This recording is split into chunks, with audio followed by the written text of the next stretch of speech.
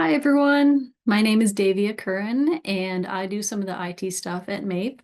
And today we're going to be going over the MAPE portal. The portal is a place where you can log in, you can register for events, you can update your information, and we're going to go through how to log in and get there.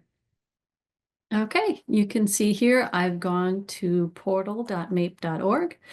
And you can get there through any web browser. So if you use Chrome or Edge or Firefox or DuckDuckGo, whatever you use to go to a website, you can use to get to the portal. So if it's your first time at the portal and you don't have a user account, go here to the Create an Account button.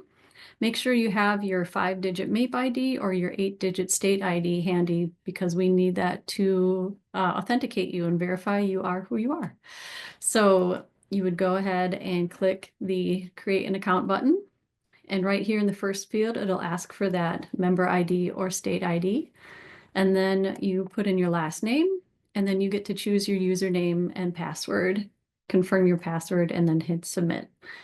Once you hit submit and it goes through, you should be getting an email that says, welcome to the portal. Here's your username. If you want to reset your password, go here. And then it should take you into the portal from here. If you know your sign-in credentials already, go ahead and enter your username and password and hit login. Or if you've forgotten your username or password, there's these handy buttons on the right-hand side, forgot your username, forgot your password. If you click on forgot your username, it will send you an email with your username. If you forgot your password and you click this button, it'll send you a link to reset your password. So I am going to go ahead and sign in as Sally Maper. That's who I am today. And once you get in, it'll take you to the main homepage of the portal. So here we can see on the left-hand side, it has Sally Maper's information. You can see the legislative district right here. If we have a personal or home email address on file for you, your home address and your work address. And if you have a work email address on file, that'll be there too. So if you notice something is off or wrong or outdated, down here below your information, you can click Update My Info. And it will take you to these fields where you can modify or add information. So you can see up here, if you need to update your street address, you can do that here. If you want to change your personal or home email address, you can do that here. And then below this, if we have outdated work information, you can update that here. Also, you can choose which email address is your primary. If you'd rather everything go to your personal email address, you can mark this as primary. You can see this is already marked as primary.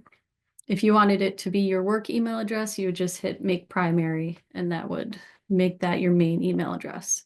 You can also enter any additional information or any notes that you think would be pertinent to staff.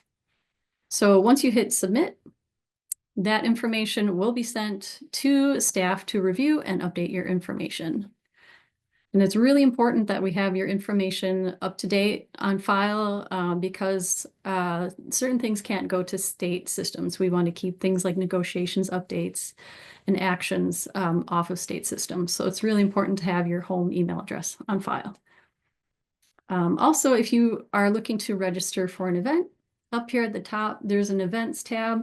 You can go to the list of events or event calendar, or if you just click on the events header, that'll take you to the list right away. So I'm looking to register for the Meet and Confer Summit. So I click on the title, and then typically there's some information about the event. If you hit register on the lower right-hand side, that will take you through the registration questions. We typically ask things like, do you have any food allergies or sensitivities? If you need any accessibility accommodations, we want to make sure that you can participate fully in our events. And also if you need a hotel, if you're from Greater Minnesota and you just don't want to do that 5-hour drive, we do have hotels available for a lot of our events.